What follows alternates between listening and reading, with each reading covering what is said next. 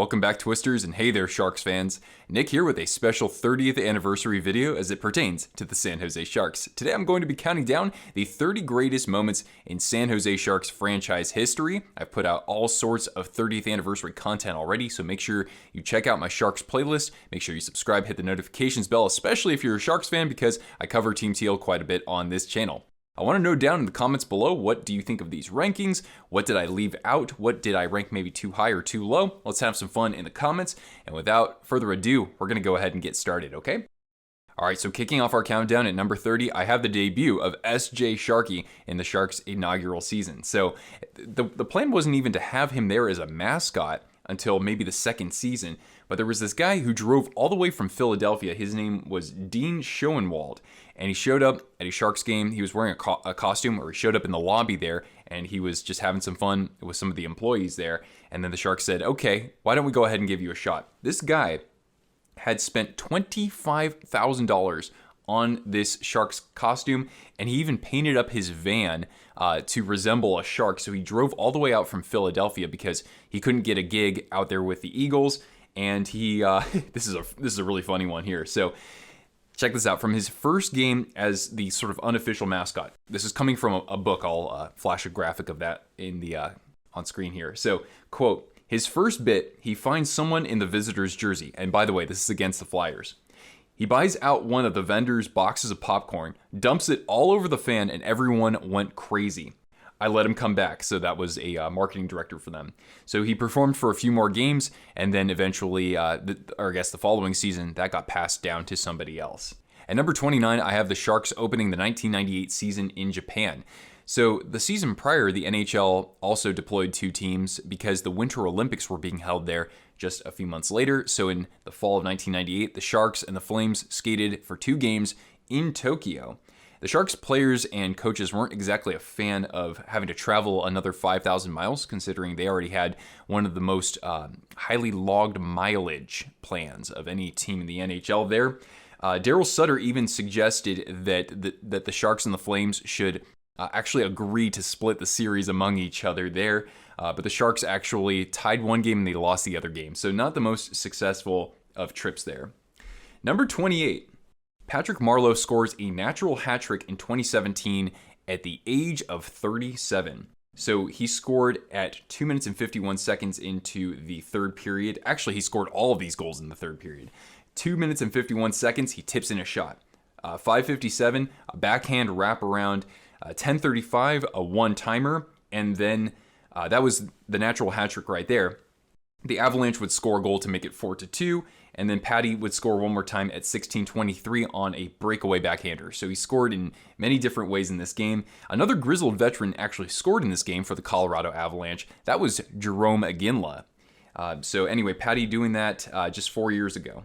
At number 27, I have maybe the greatest fight in San Jose Sharks franchise history. Link GAETZ against Bob Probert. So as many of you know, Bob Probert is arguably the greatest fighter or greatest enforcer that the NHL has ever seen. And this guy, Link GAETZ, playing in his third and final season, the Sharks' inaugural season, stood in against Probert, and it was a great fight. And actually, GAETZ, you could argue, got the best of Probert in this one. I recommend that you check that video out right there. Link GAETZ played 48 games for the Sharks, and he ended up with 326 penalty minutes.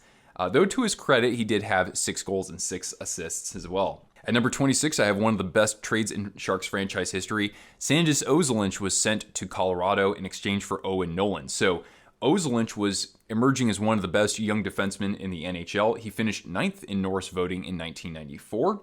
And then during the 95-96 season, he got shipped off to the Colorado Avalanche. Coming the other way was NOLAN, who already had 3 30-goal seasons before he even turned 23 years old, former number 1 draft pick of the Quebec Nordiques. So it ended up being a very beneficial trade for both teams. So in the 95-96 season, OZOLINSH was on the Stanley Cup winning team for Colorado right there. And the season after, he actually finished 3rd for the Norris Trophy.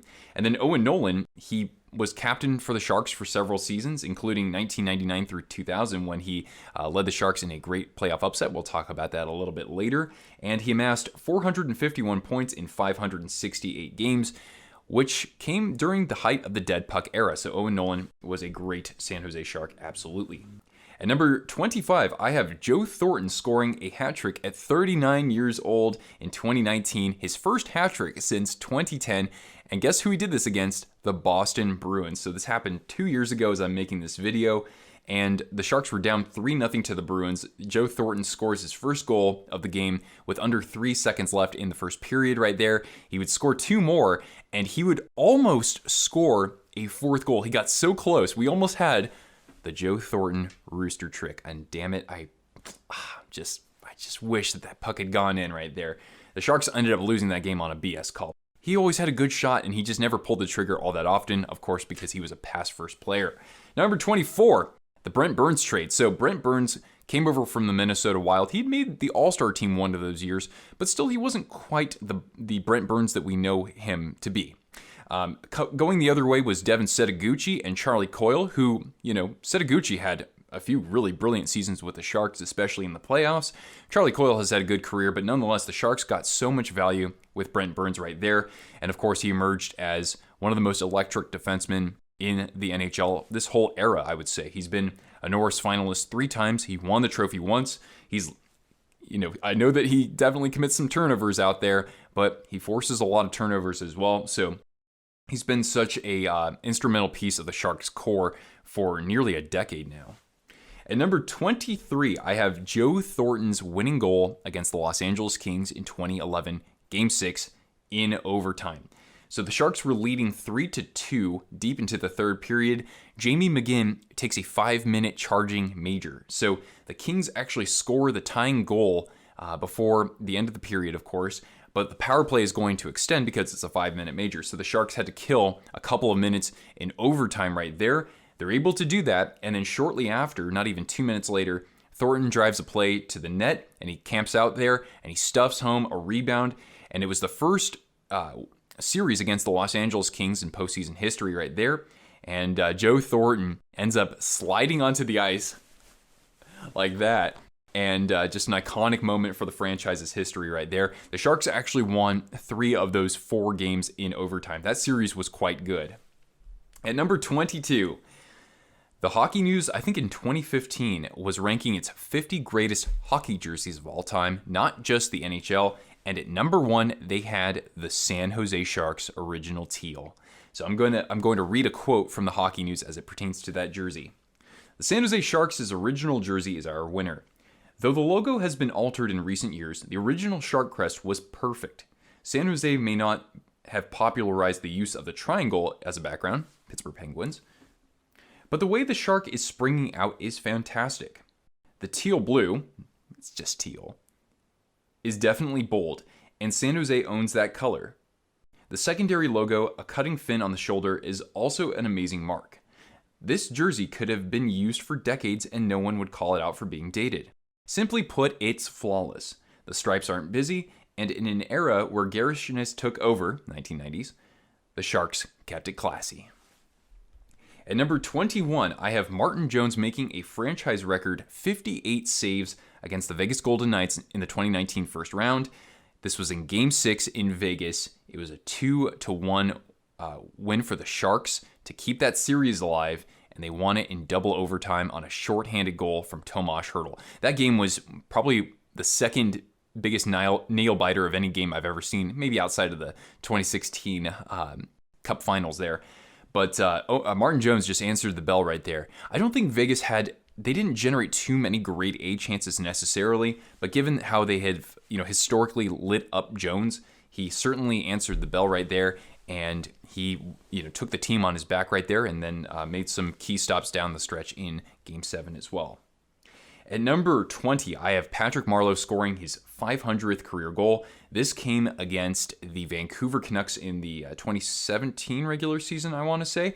He was the 5th player to reach the 500 goal plateau right there. He scored against Ryan Miller of the Canucks, great goaltender right there, on a beautiful setup from Brent Burns and Joe Pavelski. So Patty had scored all 500 of those goals as a Shark, and he would score a few more after that as well.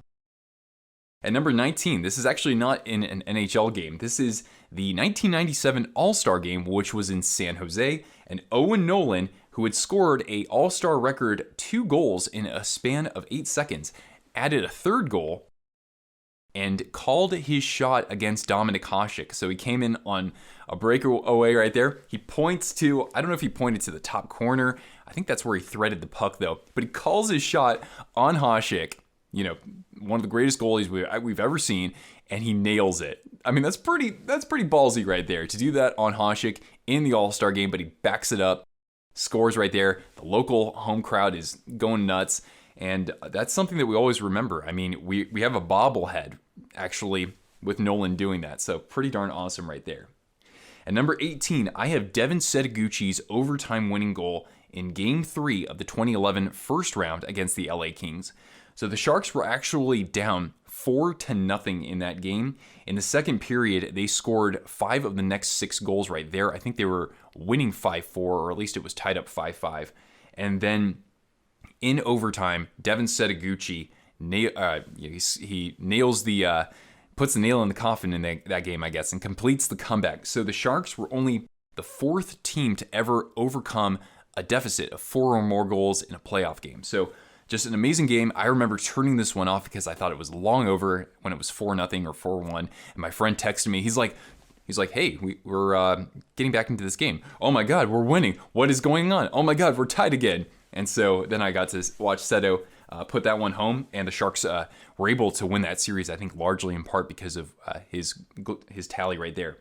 At number 17, this isn't like a specific moment per se, but Drew Remenda joining the broadcast team, the TV broadcast team in 1999. So the reason why I've got Drew on here is because as much as Randy is an amazing play-by-play, Drew Remenda really completed the broadcast team right there, just with his ability to explain little facets of the game and make them interesting and compelling. His candor, his ability to, actually criticize where needed right there, back it up, but also praise the team as well. And just his relationships that he built with the players, with the organization, and with the fans as well. And he really set the bar for the broadcast team going forward, even when, Drew left the organization. Randy Hahn has been joined with great talent around him, including Jamie Baker, including Brett Hedican, including also Curtis Brown and Brody Brazil. But it was really Drew Remenda who set that bar. And with Randy and Drew, you had a fantastic broadcast team that could rival any other pair of broadcasters, I think, in the Bay Area right there. We think of great broadcasters like Lon Simmons and Dwayne Kuiper and Mike Krukow, and maybe even on the other side of the Bay with Glenn Kuiper and Ray Fosse, and of course Tim Roy with the 49ers and Greg Papa, and so on and so forth. So the Sharks are in that conversation with having some of the best broadcast teams that we've seen in Bay Area sports history right there. At number 16, Yevgeny Nabokov in 2002, I think the year after he won the Calder, or 2 years after, he became just the 7th goaltender in NHL history to score a goal. So this one also came against the Canucks, and the Sharks were winning 6-4 and had a power play. So Vancouver had the same amount of players on the ice, skaters, but they had their net emptied. Nabokov wasn't even, I think, 6 feet out of his crease right there, and so he lofts a shot, I guess, and it hits basically in front of the blue line for Vancouver, and it's uncontested going into the net right there. So Nabby was, again, 7th to do this in NHL history, and he was just the 2nd goaltender ever to do that and also win the Calder. The other guy who did that was Martin Brodeur. He actually scored 3 goals in his career, and I think that Hextall scored 2. At number 15, I have Ray Whitney's double OT winner against the Calgary Flames in 1995 in a game the Sharks won 5-4. So the Sharks were having some goaltending troubles in that series. So Archer's airbag gets pulled in Game 6, and you get Wade Flaherty coming in for the rest of the series. And in Game 7, he made 56 unbelievable saves. And as Ray Whitney, the goal scorer, actually said, quote, "First of all, I remember Wade Flaherty. That game should have been long over. He was just unconscious that entire game in overtime." So the goal was set up by the playmaking genius Igor Larionov, and Ray Whitney, who went on to have a fantastic career, scored a tremendous goal for the Sharks, and the Sharks upset the 2nd-seeded Calgary Flames. The Sharks were the 7th seed. Number 14, I call this the diamond in the rough. So the 2003 draft was one of the best that we've ever seen in league history. And at the very end of it, well, close enough, pick 205 in the 7th round, the Sharks selected Joe Pavelski. Now, we didn't exactly know what we were going to get out of Pavs. A few years after he was drafted, he came into the Sharks organization, clicked with Joe Thornton and company, and then eventually went on to score so many clutch goals for this team. Terrific in the faceoff circle, blocked a ton of shots, and in 2015 was named captain. That's kind of an honorable mention for me. And his first year as captain, as a lot of you know, the Sharks made the Stanley Cup Finals right there. So Joe Pavelski, one of the greatest late-round draft picks ever, and as I mentioned in one of my videos, I think he is the greatest draft pick ever for the value that he provided for Team Teal. At number 13, and I remember this one all too well, and this came in a loss, but in 2008 in the conference semis against the Dallas Stars, Yevgeny Nabokov made the greatest save in San Jose Sharks franchise history right there. So this came in the first overtime, and actually this game went all the way into a fourth overtime. The game was tied 1-1, and Nabokov ended up logging 129 minutes on ice, and there was this shot that had gone from one end of the boards, essentially the half boards, and it had kicked out to Brad Richards, basically alone, empty net, and he slaps it in, or he tries to slap it in, and Nabokov, kind of hard to do this, he does the splits, he comes in, he does the splits, oh, shit. And he goes like that with his glove, and the glove was right on the goal line, but the puck was just in front of it, and it was no goal. And Ralph Sturgis from Fox Sports Southwest, so the Stars broadcast team, said, quote, that might be the best save I've ever seen. And then I think Randy Hahn actually said, Nabokov robbed him with a glove save for the ages. So anyway, my opinion, the greatest Sharks save ever. At number 12, I have Tony Granato winning the Masterton Trophy in 1997. So Granato had played for the Los Angeles Kings before signing with the Sharks in 96, and during that season with the Kings, he suffered a blood clot in his brain, and he had suffered memory loss and headaches for several weeks right there, and he had it surgically removed. His career was totally in jeopardy right there, but he still wanted to keep playing the game. And he ended up signing with the Sharks because Dean Lombardi, the Sharks GM at the time, was his former agent right there. So that season with the Sharks, he came back and scored 25 goals. He played in the All-Star game in San Jose, and then he won, of course, the Masterton Trophy, which recognizes perseverance, sportsmanship, and a dedication to the game. The season after, he was actually struck by a puck in the face, and that required plastic surgery and for his jaw to be wired shut. The guy still managed to play until he was 36 years old, finishing his career in Teal. At number 11, and I'm sure we remember this one quite fondly, Tomas Hertl's 4 goals in his rookie season against the New York Rangers. So Hertl came in just 19 years old. It was his 3rd NHL game, and in this game, he only logged just over 11 minutes. He had scored 2 goals in the previous game. His first goal of this game came against Henrik Lundqvist. Now, his 4 goals marked the first time an NHL rookie had done so in 25 years. Austin Matthews would have something to say about that shortly after, who was born in the Bay Area, by the way. And, of course, his 4th goal was certainly one of showmanship as he put the puck between his legs and roofed it over Marty Biron right there. Biron would only play 1 more game in the NHL before hanging him up, and now he's a commentator with the Sabres. Love what he has to do over there. And yeah, from this, we got Ninja Hertl, we got Fun Must Be Always, and Tomas acknowledging that he has a big butt, apparently. So, Hertl, you're a gem, my friend. Now we get into our top 10, and this is kind of a nebulous one right here, but I have to call it out. Number 10, I got the Sharks actually playing their first season in San Jose right there. So, the reason why it's on here is because with the Bay Area, San Francisco gets the spotlight, of course, and when it comes to sports, you've got a couple of teams in San Francisco, couple of teams in Oakland right there. So San Jose didn't have all that much love. It was being known as, of course, a tech hub, and this is actually before the internet was really a consumer thing. But nonetheless, this was something that helped kind of galvanize the community of locals here in San Jose. So I certainly wanted to make sure that that got some love in here. And it was interesting because the Sharks had a terrible, terrible first 2 seasons, especially the second year, and they started out 0-8-1. In this 3rd year, their first at the San Jose Arena, as it was called back then, but the Sharks ended up turning things around quite a bit. I'll talk about that a little bit later.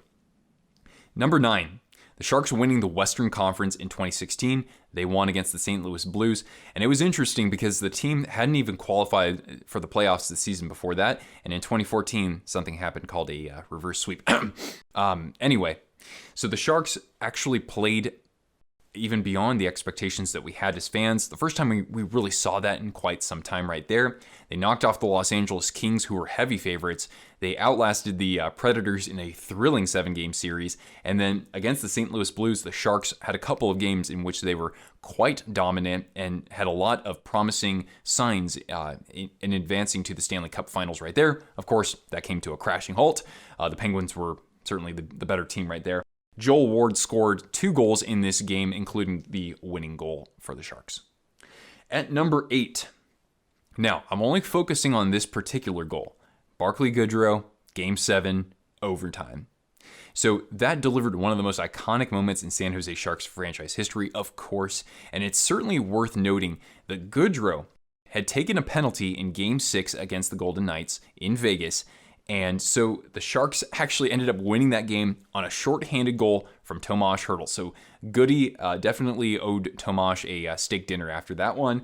And then, of course, Goodrow, who had been benched actually for most of that overtime, hops over the boards, takes a pass from Erik Karlsson, goes around Braden McNabb, and then finds himself alone in front of the net against Marc-Andre Fleury. And we all know what happened right after that.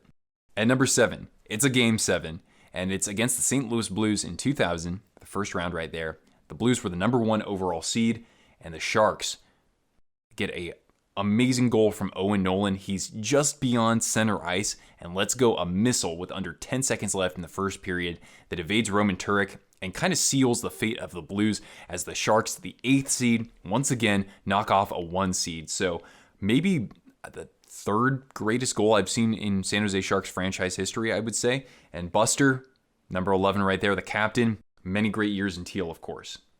Okay, number 6, I have the unveiling of the San Jose Sharks logo and jersey. This is a great one, all right? So Matt Levine was the Sharks VP of Business Operations, and he had spoken with a lot of consumer companies about, what would be the new hotness for colors. And so he landed on this idea of teal. The thing is that CCM, the jersey manufacturer, had warned Levine that they never produced teal before, so they would have to make a new yarn for it. And Levine said, you know what, I think I know what I'm doing here. Let's go for it. So Levine said, quote, I wrote back and also called him, like the CCM representative, Howard, I appreciate your position, but I'm not changing and we're moving forward. And one day you'll thank me. So then what Levine does is he calls a press conference. And so it's going to unveil the jersey and, of course, the logo, which was designed by Bay Area native Terry Smith. And he went on to design some other logos right there. So in this press conference, he has George Gunn III, the team's owner at the time, and Gordie Howe. I don't even know how he got Gordie Howe. And so at this press conference, Gordie's out there wearing a teal Sharks jersey. And of course, this became one of the most iconic jerseys the league has ever seen right there. And in their first season as a franchise, the Sharks accounted for 27% of the NHL's retail sales, and only the Chicago Bulls outdid them in retail sales among all North American sports teams. Pretty darn amazing. At number 5, I have Jonas Donskoi's overtime winner against the Penguins in Game 3 of the Stanley Cup Finals. Of course, I wish that this could be number 2 or number 1, but the thing is that we lost the series. Nonetheless, the first Stanley Cup Finals game in San Jose, Jonas Donskoi takes this pass from behind the net and then does this little dipsy doodle of a wraparound that somehow evades Matt Murray, top shelf right there. And Jonas and the crowd just go berserk, and the Sharks find their way back in the series. Of course, the Penguins would win, and I went to the Game 4, and that was ugly, and I paid $630 for my ticket, and I bought one for somebody else. And anyway, you get the point. So, Jonas, you are a legend forever as a member of the Sharks. Number 4, this is controversial because it hasn't happened yet, but knock on some wood right there. At number 4, I have Patrick Marleau passing Gordie Howe for the NHL's all-time games played record right there. So there have been 25 streaks of at least 500 consecutive games played in the NHL. Brent Burns right now has 554. Phil Kessel is at 858. Keith Yandel is at 878 to lead all active players, but Marleau is at 867. And guess what? He could actually break the record set by Doug Jarvis of 964 consecutive games played right there. But Marleau, of course, would need to play one more season. Of course, he keeps himself in amazing shape, so he could actually do that. And of course, for Patty to be doing this mostly as a Shark, 90+% of his career has been in teal. He's Mr. San Jose Shark, and just his love for the game and taking minimum deals to come back to the Sharks, just one of the most selfless players that we've ever seen in San Jose. And so just he's going to be forever a legend, and to break a Gordie Howe record, that's saying something, no matter, even if you haven't won a Stanley Cup, even if you don't have 800 career goals. So Patty, I got my fingers crossed, but we certainly believe in you. Number 3, you were probably wondering where this was going to be. I got 5 Minute Major is number 3 right here. So, of course, the power play in Game 7 against the Vegas Golden Knights right there. The Sharks were, of course, trailing 3-0 with 10 minutes and 47 seconds left in the game. Pavelski was hurt, and the team rallies around Joe Pavelski, and Logan Couture, 6 seconds in, he scores. Not even a minute later, Tomas Hertl tips in a shot from Carlson. It's 3-2. I was at this game. You guys know that I made a vlog on this sort of thing. And then Couture once more on that 5-minute power play. And then Kevin LeBanc, 24 or 27 seconds later, actually gives the team the lead. Randy Hahn on the broadcast, real time, says, "I have never seen anything like this in my life." Just a Disney film moment, honestly, if you ask me. So, of course, that's going to make it on here. Number 2, Joe Thornton being traded to the San Jose Sharks, just one of the most influential players of that era, one of the greatest playmakers and passers. I could have had Joe Thornton's The Pass on here. I could have had his 1,000th career assist, but of course, him coming to the Sharks in the first place is going to be at the top of this list, basically. He came when the Sharks had lost, I think, 6 games in a row in 2005, and he was exchanged for Brad Stewart, good player, so is Marco Sturm, and Wayne Primo, excuse me. And the Sharks win, I think, 6 in a row after that, or 6 of their last 7. Joe Thornton wins the Hart and the Art Ross.